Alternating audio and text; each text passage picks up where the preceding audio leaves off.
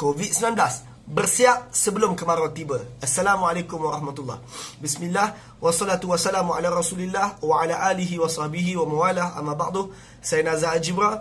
Hari ini adalah hari ke-27 Perintah Kawalan Pergerakan, hari Isnin 13 hari bulan 4 2020. Jam sekarang adalah 2.30 petang. Saya membaca ada banyak analisa pasca PKP. Analisa tentang apa akan berlaku selepas COVID-19 ini berhabis. Ada yang menyebut bahawa ekonomi dunia akan jatuh. Amerika bukan lagi pusat kuasa ekonomi dunia. Ekonomi negara kita akan jatuh. Nilai ringgit akan rendah. Ada orang yang akan kena buang kerja. Ada bisnes yang akan kecilkan operasi bisnes mereka. Existing klien mereka akan berkurang. Dan dah ada ura-ura yang menganalisa bahawa GST terpaksa diperkenalkan semula. Ada yang menyebut bahawa harga hartanah akan turun. Dan juga bank akan mula offer loan yang lebih low interestnya untuk merancangkan ekonomi. Dan macam-macam lagi analisa-analisa yang dibuat. Hari ini saya bukan nak berbicara tentang analisa itu, tapi saya nak berbicara tentang apa tindakan kita terhadap semua analisa-analisa yang dibuat oleh orang itu dan orang ini. Maka tuan-tuan, hari ini kita tadabbur apa yang Allah firmankan dalam surah Yusuf dan juga beberapa petikan lain yang Allah firmankan. Dalam surah Yusuf ada satu surah yang menarik. Saya suka surah Yusuf sebab dia ada tackle banyak isu. Dalam surah Yusuf, kisah Nabi Yusuf itu sendiri, ada satu bahagian berkenaan dengan mimpi Raja Mesir, mimpi Al-Malik Mesir pada zaman Yusuf AS. Mimpi Al-Malik Mesir ini Allah sebutlah ayat 43. Saya rasa tanpa saya baca ayat tersebut, tuan-tuan dah tahu apa mimpi tersebut. Jom kita semak sekejap apa yang dimimpikan oleh Raja Mesir tersebut. Inni ara sab'a baqaratin siman ya'kuluhunna sab'a ijaf. Beta mimpi, Raja Mesir, Beta nampak ada 7 ekor lembu yang gemuk dimakan oleh 7 ekor lembu yang kurus. Wa sab'a sunbulatin hudrin wa ukhar yabisat. Kemudian beta juga nampak 7 tangkai yang hijau. Kemudian beta nampak 7 tangkai yang kering-kering. Ya ayyuhal malik, wahai para pembesar beta sekalian, aftuni fi ru'yaya in kuntum li ru'yaya ta'burun.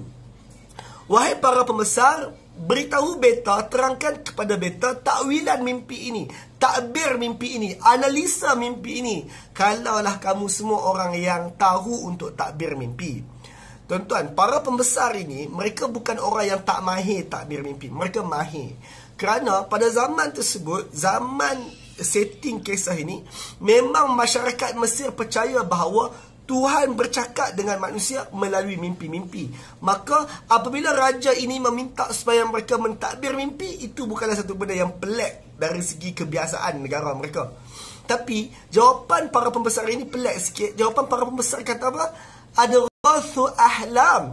Mimpi tuanku ni mimpi yang keliru lah. Susah nak analis lah.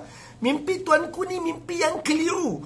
Wa ma nahnu bi ta'wilil ahlam bi'alimin.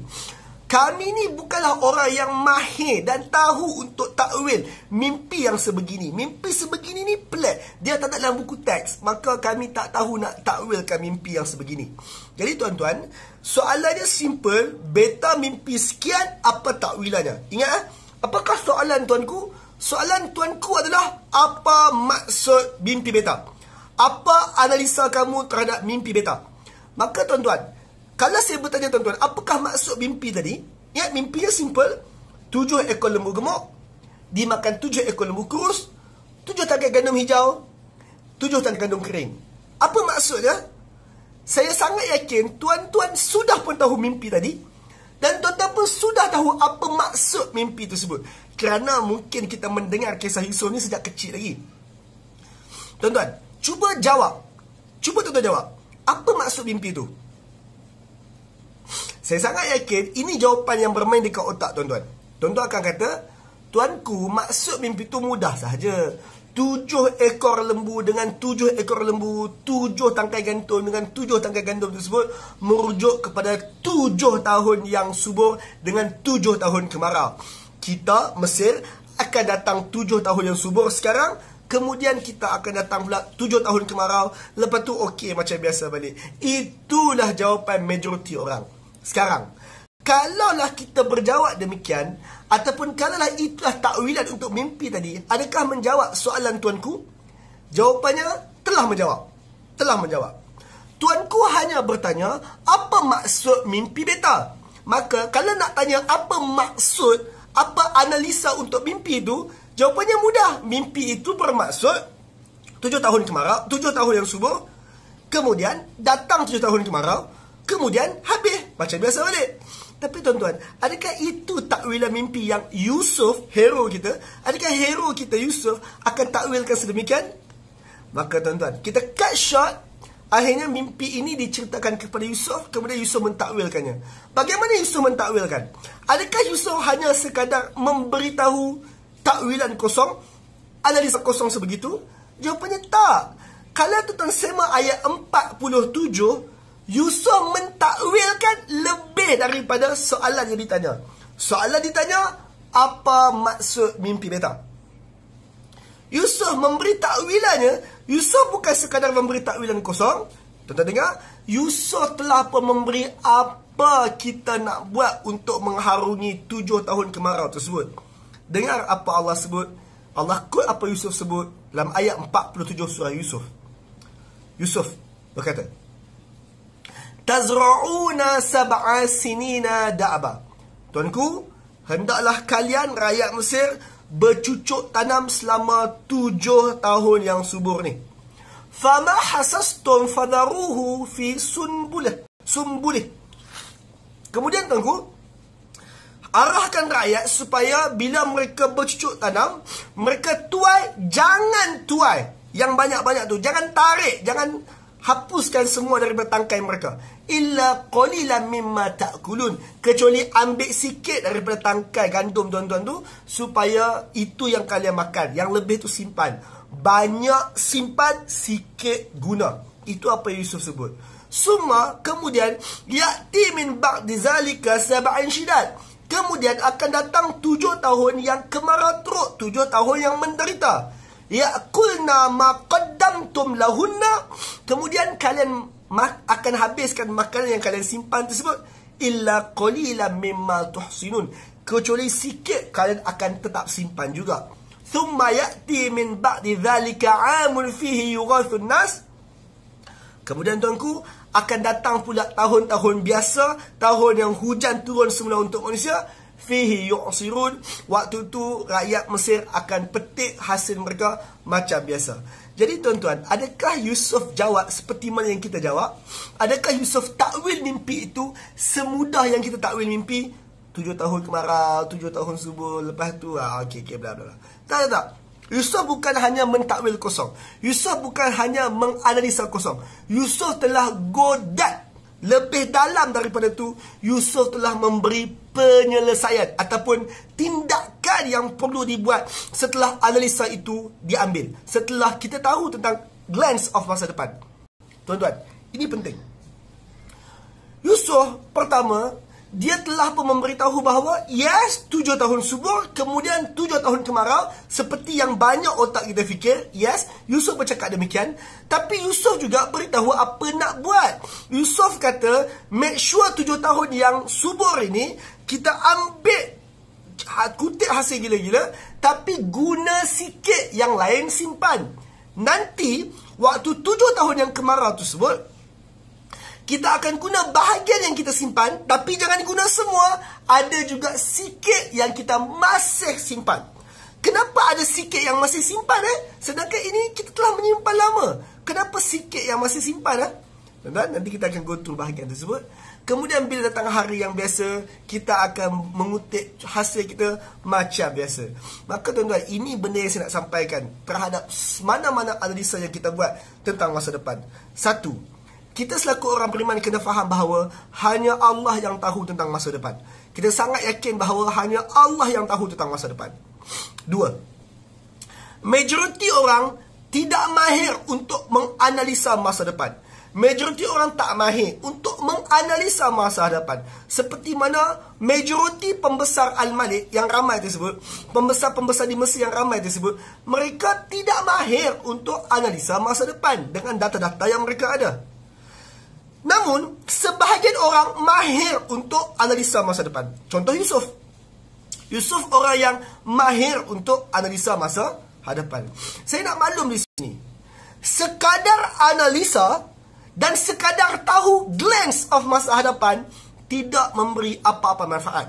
Yusuf, dia analisa dan dia tahu tentang masa hadapan. Adakah itu memberi manfaat kepada Yusuf? Jawapannya tidak. Mengetahui dan juga analisa tentang masa depan tak memberi apa-apa manfaat. Jadi apa manfaatnya? Bertindak terhadap analisa, bertindak terhadap pengetahuan tentang masa hadapan, itu yang memberi manfaat. Yusuf sekadar tahu tentang masa depan tak memberi manfaat kepada dia. Tetapi setelah dia memberitahu, ini patut kita buat, itu patut kita buat, ini patut kita buat, kemudian kita buat macam tu, tindakan terhadap analisa, itu yang akan memberi manfaat kepada masa depan. Tuan-tuan, tahu esok hari nak hujan berdasarkan data-data yang kita ada. Kita tengok kajian-kajian cuaca, kita lihat taburan hujan, kita tengok gerakan awan. Tahu hari esok nak hujan, tak mengubah apa-apa. Yang mengubahnya, nak bawa payung ke tak, nak duduk rumah ke keluar, nak naik kereta ke motor, sebab kita tahu hari nak hujan. Imam Al-Ghazali, dia ada banyak quote yang menarik. Antara quote yang menarik daripada Al-Ghazali adalah, ilmu tanpa amal adalah gila. Kita tahu esok nak hujan, tapi kita tak beramal langsung. Kita tahu esok nak hujan, tapi kita tak bawa payung. Kita tahu esok nak hujan, tapi kita redah juga naik motor. Dah tahu esok nak hujan, bawalah payung. Dah tahu esok nak hujan, naiklah kereta instead of naik motor. Dah tahu, tuan-tuan dah analisa bahawa harga hartanah akan turun, maka persiapkanlah untuk tuan-tuan beli hartanah yang akan turun tersebut, ataupun servis tuan-tuan punya financing supaya hartanah tuan-tuan tak hilang. Bila tuan-tuan tahu bahawa nilai ringgit akan jatuh, maka persiapkan ekonomi tuan-tuan supaya ringgit tuan-tuan itu diprotek. Beli emas, tukar kepada emas. Itu sekadar beberapa contoh saya sebut. Tahu bahawa GST akan diperkenalkan, maka saya pun tak tahu apa persediaan yang kita boleh buat, tapi yang pentingnya adalah kalau tahu bahawa glance of masa hadapan, sekadar tahu tak mengubah apa-apa, preparation itu penting. Preparation itu penting. Sekarang tuan-tuan, seperti yang kita bincang tadi, majoriti orang tidak tahu tentang masa hadapan. Majoriti orang tak boleh analisa pun masa hadapan. Maka hendaklah orang yang boleh menganalisa dan orang yang boleh tahu tentang masa hadapan berkongsi dengan orang yang tidak boleh analisa dan tak boleh tahu tentang masa hadapan ni. Kenapa? Kerana, ambil contoh Yusuf. Kalau hanya Yusuf sahaja yang membuat preparation untuk menghadapi 7 tahun kemarau tersebut, adakah Yusuf akan survive? Jawapannya tak. Terutama sekali apabila isu-isu analisa ini melibatkan negara, melibatkan orang ramai. Apabila ia melibatkan orang ramai, analisa yang sebegini perlu dikongsi dengan ramai orang, kerana lebih ramai orang perlu untuk bertindak. Sebahagian benda tentang masa hadapan, kalau kita tahu dan kita seorang sahaja bertindak, kadang-kadang tindakan kita secara sikit-sikit, secara individu tersebut tidak mengubah apa-apa sangat pun. Contoh Mesir pada zaman Yusuf ini. Mesir survive pada zaman Yusuf ini kerana mereka bertindak secara beramai-ramai. Maka sekarang, samalah juga. Apa saja analisa yang kita buat terhadap market kita masa hadapan, tentang ekonomi negara kita masa hadapan, hendaklah kita kongsi dan bertindak secara beramai-ramai. Bukan hanya sekadar kita tahu dan kita simpan kita seorang. Tak, bantu sahabat kita yang lain untuk bertindak juga di masa hadapan. Seperti saya sebut tadi, hanya Allah tahu masa hadapan dan majoriti orang tak mahir untuk menganalisa masa hadapan. Sekarang saya nak address terhadap orang yang tak mahir untuk analisa masa hadapan.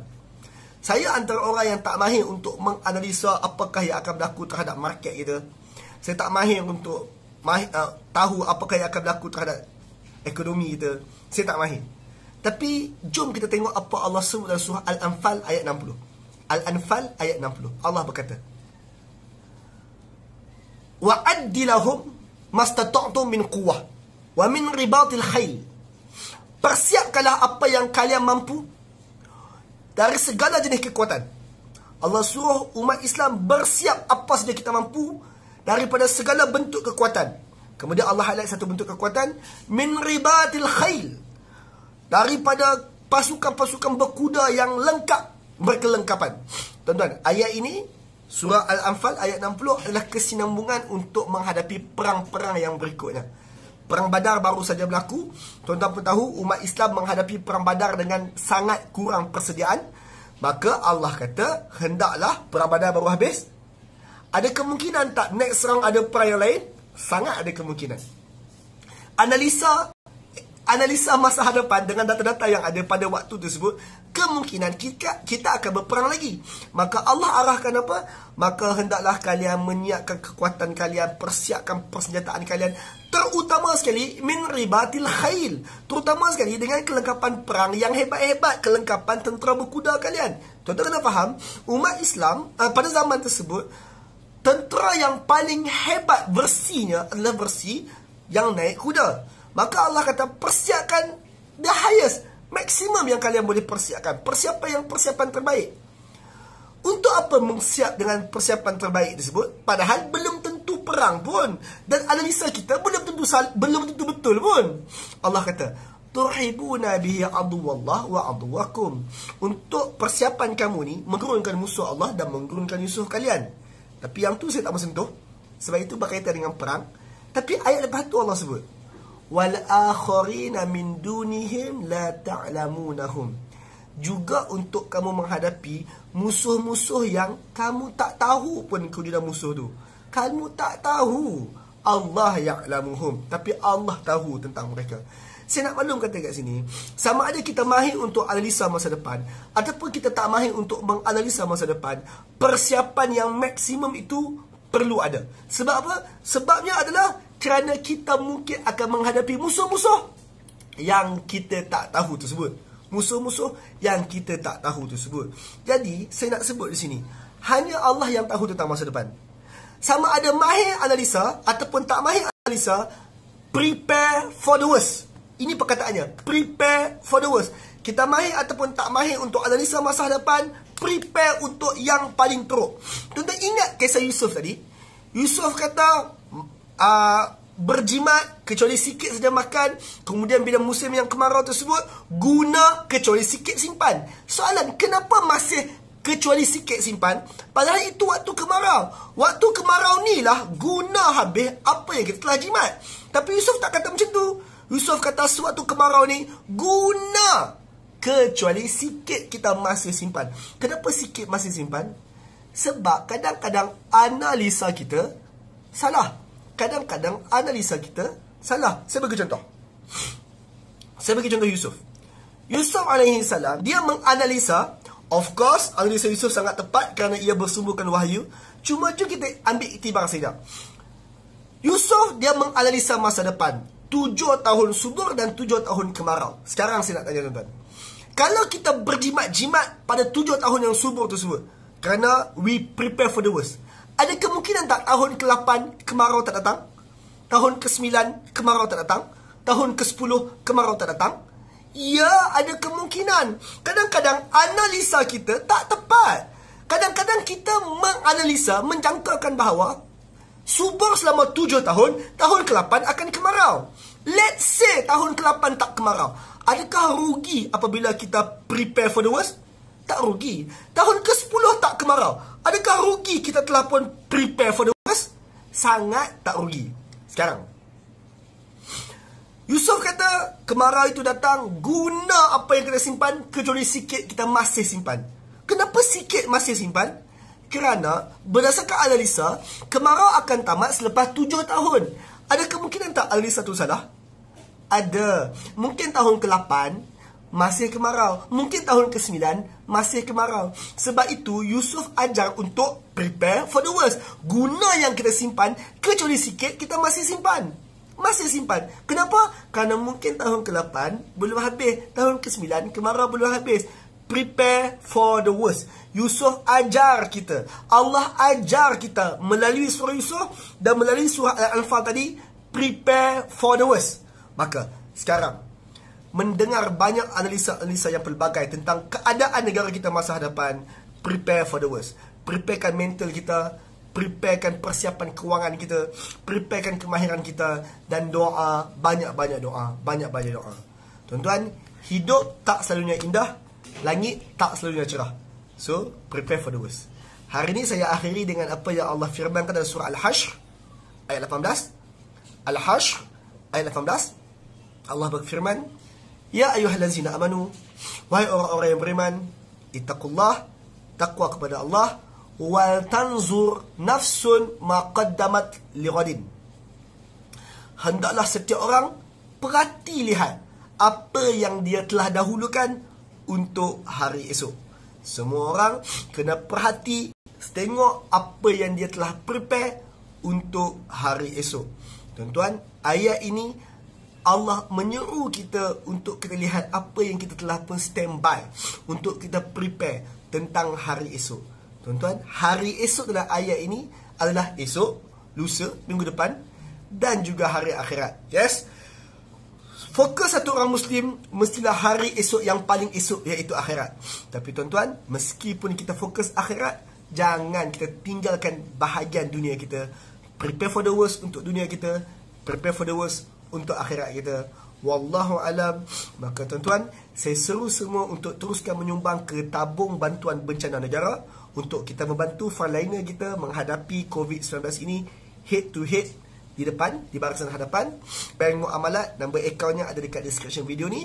Kemudian jumpa tuan-tuan di perkongsian yang akan datang. Wallahu alam. Assalamualaikum warahmatullahi wabarakatuh.